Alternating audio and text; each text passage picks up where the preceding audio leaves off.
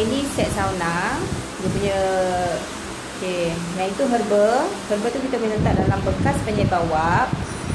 Okey, bekas penyebab wap ni kita kena letak ke dalam kemah sauna.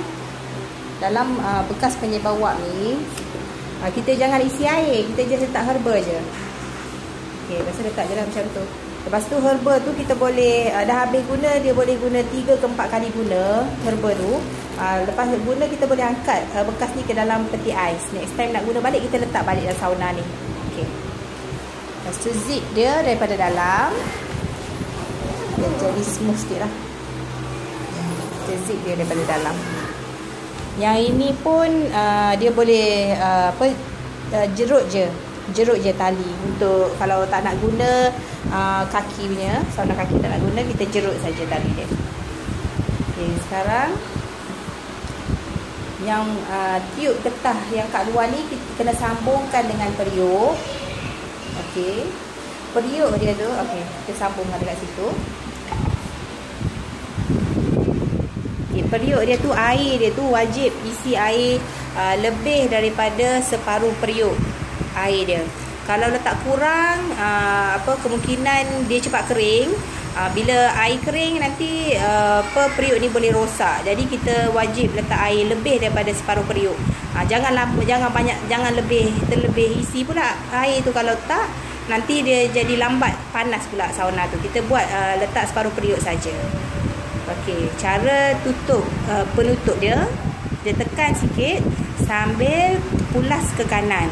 Okey, kalau macam kita tak tutup rapat penutup periuk ni, nanti dia punya wap dia keluar. Okey, sauna ni dia jadi lambat sangat panas.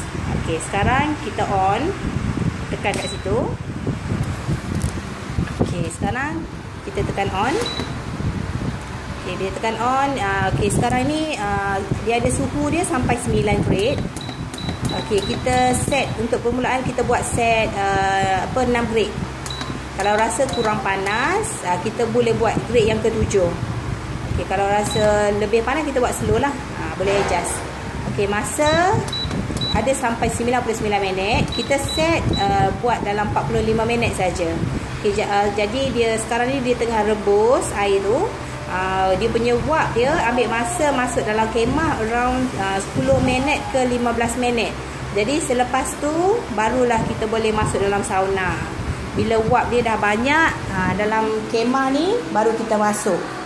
Okay, jadi kita total sauna around dalam 20 minit ke 30 minit lah. Tapi kalau macam kita nak lebih lama, nak sauna lebih lama, kita set masa kat sini saja.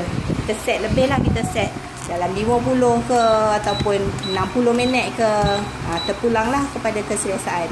Nanti periuk ni dia akan off sendiri, dia akan bunyi tut. Okey, itu saja. Okey, terima kasih.